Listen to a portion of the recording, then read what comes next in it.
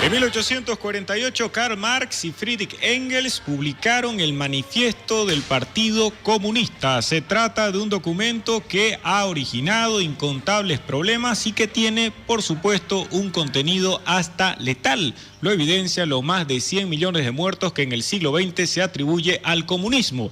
En ese texto, sin embargo, se hablaba de que un fantasma estaba recorriendo Europa. Un par de siglos después, otro espectro está recorriendo América Latina. No me refiero al ya decadente socialismo del siglo XXI, sino a otro arcaísmo, un régimen teocrático, el último de Occidente, que a través de su máximo representante, Jorge Bergoglio, el Papa Francisco, parece alentar a quienes confían en ese delirio de carácter igualitario. Hoy conversaremos acerca del Papa Francisco, algunas de sus posturas, acciones y hasta omisiones que tienen trascendencia política. Y para ello nos acompaña desde Buenos Aires, vía Skype, Gabriel Gasabe, quien es abogado, pero cuenta también con estudios en el ámbito de la economía, ciencias políticas, administración de empresas, es investigador asociado senior y director de elindependent.org. Muy buenos días, Gabriel, y gracias por estar una vez más en Contraviento y Marea. ¿Qué tal? Buenos días, Enrique, Mauricio, gracias por invitarme nuevamente y feliz año, ya que es el primer contacto de este 2018. Sí, efectivamente, hay mucho para decir acerca de Jorge Bergoglio, ahora Papa Francisco desde marzo de 2013. Es muy difícil para mí como argentino y habiendo visto la no relación que ha tenido en los últimos años desde que asumió el pontificado con su país de origen, salvo con ciertos personajes del mundo político, es muy difícil verlo, te diría, a Bergoglio como un sacerdote, como un papa, como uno tradicionalmente ha visto a los otros papas. A mí me sale o me surge verlo básicamente como un político. Así como a Ratzinger, al anterior papa, uno lo veía como un pensador, como un filósofo, como una persona que se dedicaba al mundo de las ideas y trataba de bajarlas al plano teológico.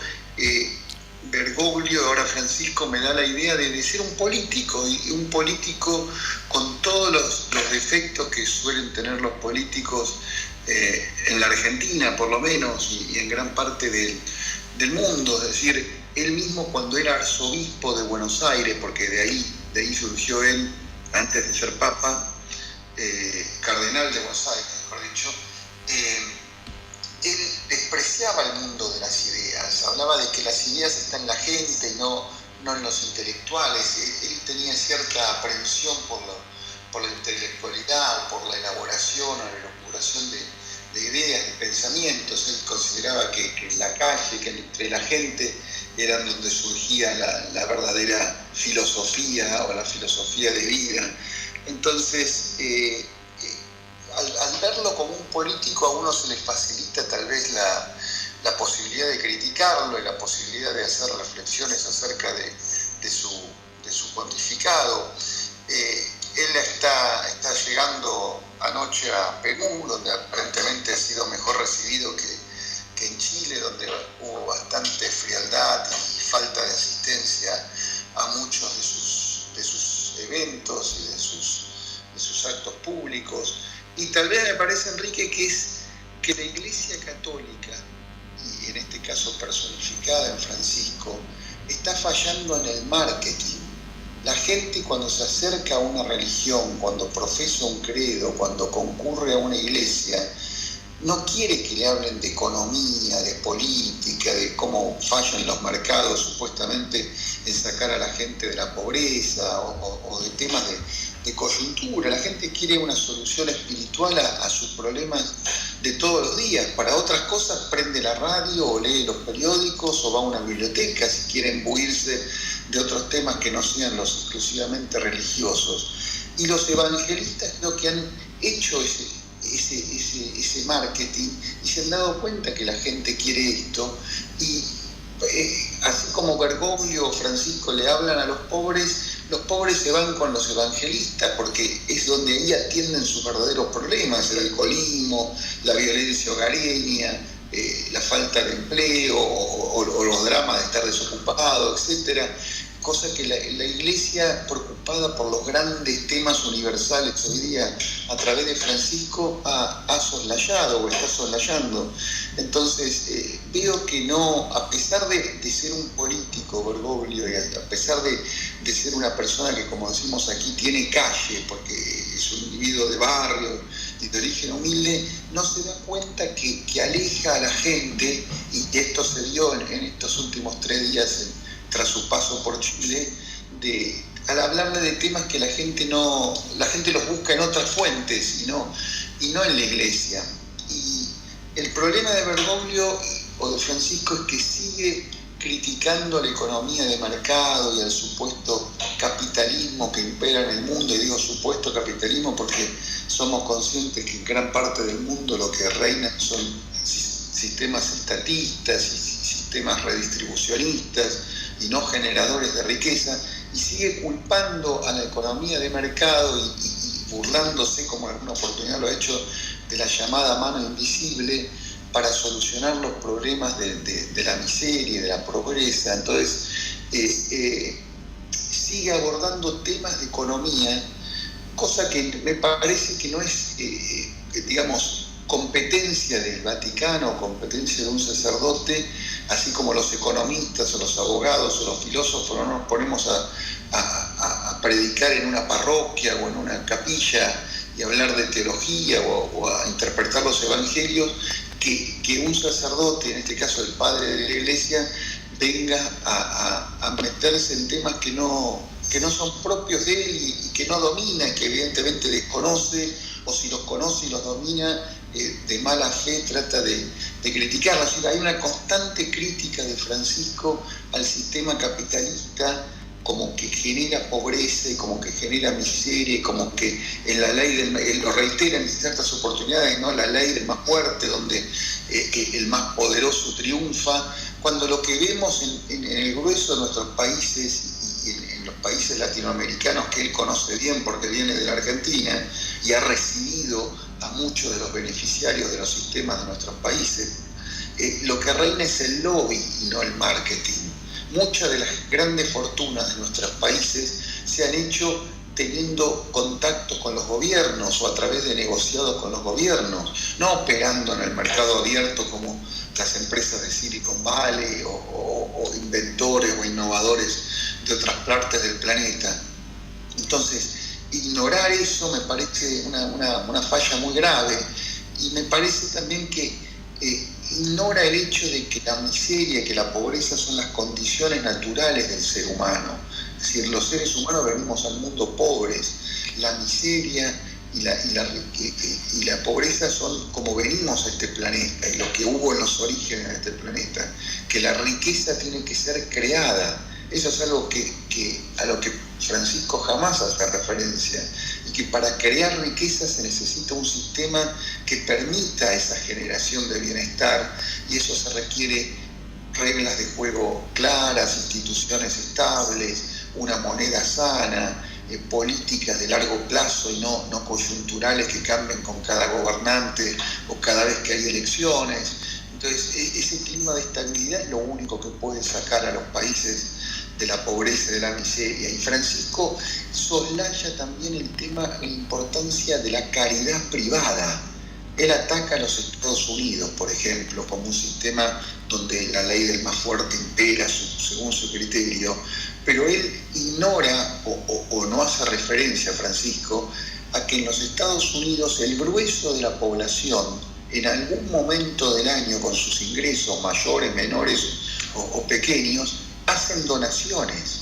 Estados Unidos es un país donde la gente se la pasa permanentemente haciendo donaciones a caridades, a actividades privadas, a parroquias, a instituciones educativas, a colegios, universidades, fundaciones, institutos, etcétera, etcétera.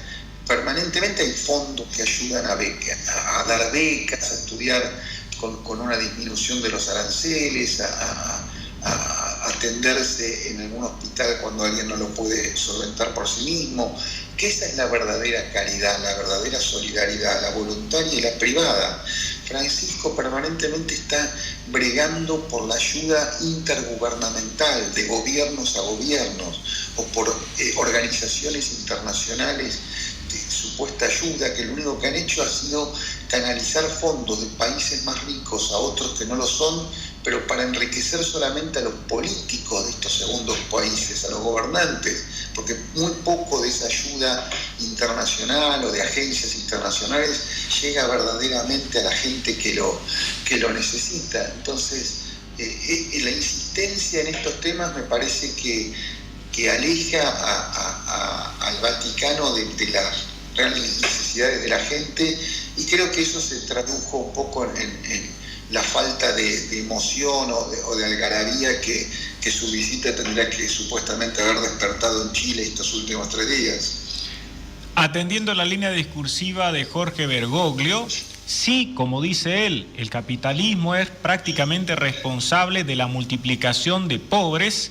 Ese acontecimiento tendría que ser celebrado de manera jubilosa, porque Francisco, como ha sucedido con otros representantes de la Iglesia Católica, es partidario del pobrismo, concepto magistralmente criticado por Antonio Escotado en Los Enemigos del Comercio.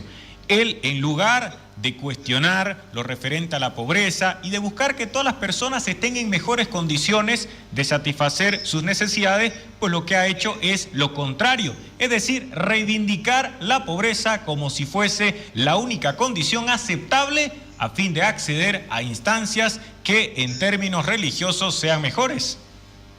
Exactamente, Enrique, es decir, cuando él habla que el dinero es el excremento del diablo, o que la riqueza pauperiza, o que el dinero corrompe, está dando esa idea de Escotado del pobrismo. Es decir, parecería que para la Iglesia actual, y bueno, muchas veces en nuestros países también eso ha ocurrido, la pobreza, en lugar de ser una carencia, es una virtud. Y si la pobreza se ve como una virtud, nadie quiere abandonar la condición de virtuoso. Entonces, parecería que se fomenta, digamos, la situación de pauperización de muchos pueblos o de muchos habitantes de nuestras naciones, adrede. Es decir, en Argentina tenemos lo que se llama las villas miserias o los barrios carenciados, y Francisco en algún momento se puso en contra, o se manifestó en contra de que sean urbanizados, que sean asimilados al resto de la ciudad, porque consideraba que iba a tomar todo lo malo que el resto de la sociedad tiene. Es decir, aparentemente la Iglesia actual tiene como una cuestión en contra de la clase media, de la llamada clase media, que ha sido corrompida por el dinero, y de ahí que él critica el consumismo y que el dinero es algo que corrompe, cuando el dinero en realidad es un medio de intercambio. Lo que corrompe, como nos decía Lord Acton, es el poder, y cuanto mayor ese poder, mayor va a ser la corrupción que van a padecer los que lo detentan.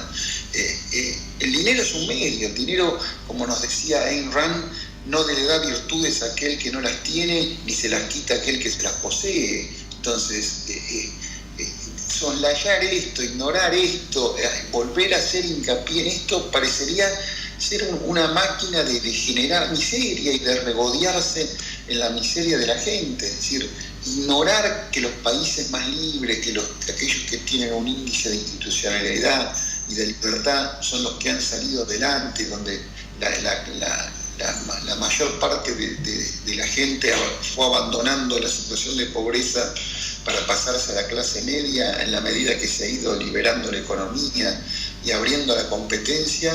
Es muy grave. Es decir, Francisco ataca permanentemente al mercado por esa competencia, que es lo que hace que las cosas funcionen y que la prosperidad se genere. Él, en la palabra competencia, la ve como algo peyorativo, como algo negativo, como reiteramos, esa guerra del más fuerte contra el más débil, donde el primero siempre supuestamente va a triunfar.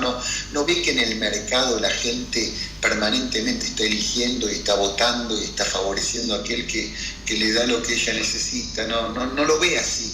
Ignora, y viniendo de un régimen como el argentino, que ha estado imbuido de tanta corrupción, es increíble que ignore que en nuestros países los que han prosperado han sido los que han estado cerca del fuego del poder, ¿no? Es es curioso, digamos. Yo ya pienso que no es por ignorancia, sino que es una política adrede, que es su idea, que el individuo es, así como era peronista en su juventud, ahora es partidario más de las ideas de Fidel Castro y su hermano que del mercado libre y de una economía abierta.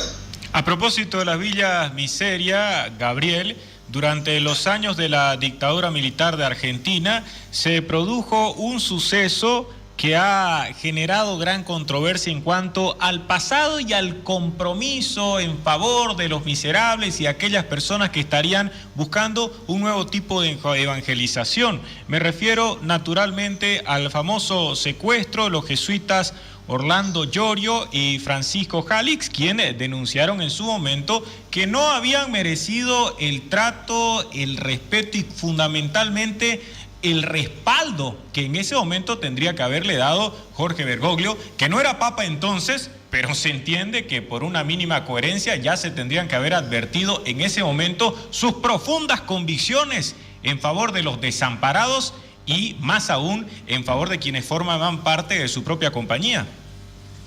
Sí, es cierto lo que tú dices, y también curioso el apoyo que ha dado a la memoria de otro sacerdote que se conoció como el padre Mujica, que también fue asesinado en los años 70 y que supuestamente estaba vinculado con fuerzas guerrilleras. El pasado de Bergoglio esconde muchas incógnitas, digamos. Y también es curioso, Enrique, la animosidad que tiene para con Mauricio Macri, ¿no? Es decir, como ustedes saben, el Papa no ha venido nunca a la Argentina y ha concedido muy pocas entrevistas al actual presidente argentino. Algunos dicen que viene la cuestión de cuando él era cardenal y arzobispo de Buenos Aires, y Mauricio Macri fue el primero, cuando era alcalde de la ciudad de Buenos Aires, en reconocer lo que se llama el matrimonio igualitario o entre personas del mismo sexo, a lo que Francisco se opuso siempre. Otros dicen que porque la primera dama es su familia de origen libanés y de otra religión, de ahí también viene cierto rechazo al trato a la pareja presidencial. Pero la cuestión es que a nivel local el Papa se ha mantenido en contacto te diría, con lo peor que puede ofrecer la sociedad argentina. Es decir, cuanto corrupto genera este país, cada uno de ellos ha desfilado por el Vaticano y se ha sacado una foto abrazado con Francisco, desde la expresidenta Kirchner hasta sindicalistas que hoy día están cayendo en prisión por hechos de corrupción gravísimos, hasta otros políticos que también del gobierno anterior, que también muchos de ellos están con causas penales o están en prisión. Es decir, es curioso, digamos, cómo ha visto Francisco a la sociedad argentina en los últimos años, ¿no? Es decir, se ha relacionado con lo peor que ha podido dar el país en las décadas recientes, y sigue sin manifestarse claramente si en algún momento visitará o no su país. El año próximo ya es un año electoral, así que calculo que tampoco vendrá. Lo hace a lo largo de este 2018, cosa que parece improbable. Así que también es muy, muy curiosa la relación que tiene él con su país, ¿no? Con Argentina. Hablando de acciones y omisiones que permiten todas estas reflexiones, tratando de identificar algunos planteamientos que tienen relevancia política por parte de Jorge Bergoglio, el Papa Francisco. También entre esos contactos curiosos está el caso de Eve de Bonafini, que desde ningún punto de vista se podría considerar una encarnación de la paz y el amor al prójimo, pero por otra parte hay omisiones de relevancia. No se pronunció como correspondía frente al famoso caso del fiscal Nisman, ni actualmente ha dicho nada en relación con la ejecución extrajudicial de Óscar Pérez, que es pues un acontecimiento que sí debería servir para conmover a quienes están preocupándose por la tranquilidad del prójimo, al menos para dar las condolencias a la familia, ¿no? Sí, Enrique, bueno, cuando fue electo Papa Bergoglio y asumió como Francisco, la reacción aquí en la Argentina en aquel entonces del gobierno de Cristina Kirchner fue de silencio, de mutismo, hasta que a las 48 horas, cuando leyeron encuestas entre la población donde casi más del 90% de los argentinos estaban contentísimos con que Bergoglio haya sido elegido papa, se dieron cuenta que tenían que subirse al tren papal, y ahí comenzó la afinidad del gobierno de entonces de Cristina Kirchner con el Vaticano. La misma Eve Bonafini, cuando se enteró que Bergoglio había sido electo papa, vociferó, insultó como es costumbre de ella, y después, meses después, terminó abrazada con el pontífice. Entonces aquí había habido un cambio muy, muy importante en aquella época, casi 5 años atrás, cuando fue elegido papa, pero el silencio, es muy curioso lo que tú dices, el silencio de Francisco sobre lo que está ocurriendo en Venezuela y su supuesta neutralidad con respecto a lo que está ocurriendo en Venezuela es muy, muy triste, muy grave, dado el peso que tiene su figura, ¿no? Y lo mismo que ocurrió aquí, como tú señalabas, cuando hace 3 años, ayer se cumplieron 3 años, asesinaron al fiscal Nisman, que estaba investigando toda la maraña de corrupción y de negociados que hubo para encubrir los ataques antisemitas que el gobierno de Irán planificó aquí en Buenos Aires en el pasado. En esos 2 eventos él como Pilato, digamos, se lavó las manos y no intervino, no se expresó, así como lo hace por cualquier otra cosa, muchas veces insignificante.